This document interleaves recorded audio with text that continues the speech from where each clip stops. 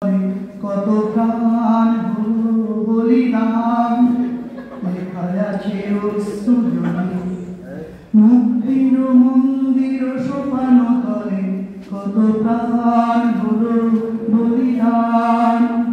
লেখায় আছে অশ্রুজলে যারা স্বর্গগত তারা এখনো জানে যারা স্বর্গগত তারা এখনো জানে স্বর্গের চেয়ে প্রিয় জন্মভূমি সেই মৃত্যুঞ্জয়ীদের চরণ চুরি কত তরুণ গেল অস্তাচলে মুক্তির মন্দির সোপান তলে কত প্রাণ হলো বলিদান লেখায় আছে অশ্রুজলে। ব্যাস এইভাবে আমি আমাদের অমর বীর শহীদ দেশপ্রেমী যিনি তোমাদের মনে রাখতে হবে তার 151তম জন্ম জয়ন্তীতে দাঁড়িয়ে আমরা সেই অমর বীর শহীদকে স্মরণ করছি যিনি কিন্তু প্রধানত শিক্ষায় শিক্ষিত ছিলেন না বা কেতাবি শিক্ষায় শিক্ষিত ছিলেন না যার দেশপ্রেম তার রক্তের ধমনীতে সঞ্চারিত হয়েছিল মনে রাখতে হবে তার সেই জনজাতি শ্রেণীর একজন মানুষ হয়ে তার রক্তের ধমনীতে ইংরেজ অপশাসনের বিরুদ্ধে তিনি স্বাধীনতা সংগ্রামে ব্যর্থ হয়েছিলেন দেশ মাতার শৃঙ্খল মোচনের জন্য। তিনি কোনো ব্যক্তিগত শিক্ষা বা কেতাবি শিক্ষা বা আমাদের অনেক বড় শিক্ষায় শিক্ষিত হয়ে দীক্ষা নিয়ে ইত্যাদি ইত্যাদি এমন নন। তিনি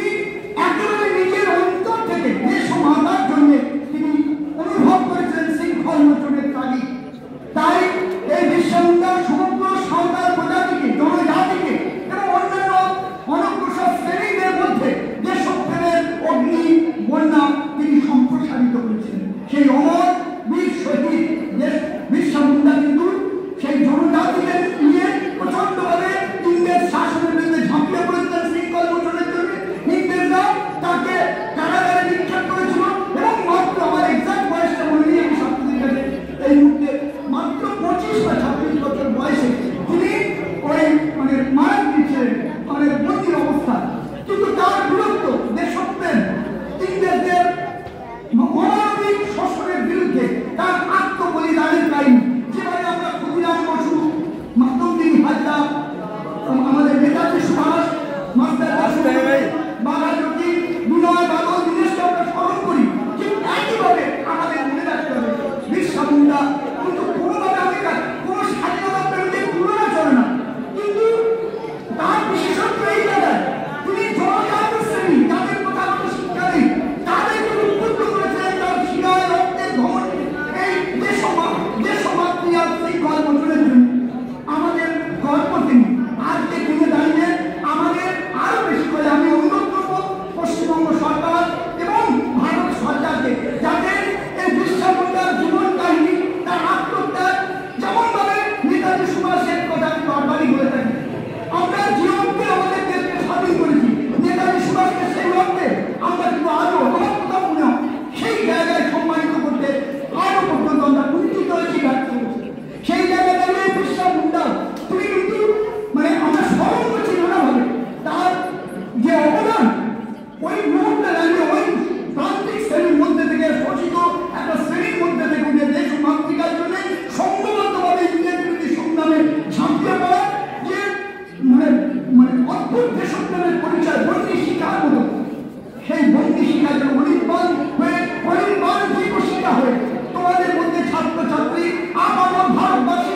সারা সমস্ত বিশ্বের প্রতিটি প্রান্তে যারা শোষিত লাঞ্ছিত অবহেলিত এবং শৃঙ্খল নানা প্রকার শুধু ইংরেজ শৃঙ্খল নয় সাম্রাজ্যবাদের শৃঙ্খল অশিক্ষার শৃঙ্খল প্রচন্ড ক্ষুধার শৃঙ্খল সবকিছুর মধ্যে নিপীড়নের মধ্যে অসাম্যের বিরুদ্ধে অন্যায়ের বিরুদ্ধে অত্যাচারের বিরুদ্ধে বঞ্চনার যারা শিকার প্রতি মুহূর্তে তাদের প্রতিভূ হিসাবে বিরসা মুন্ডার জীবন কাহিনী দেশপ্রেম আত্মত্যাগের কাহিনী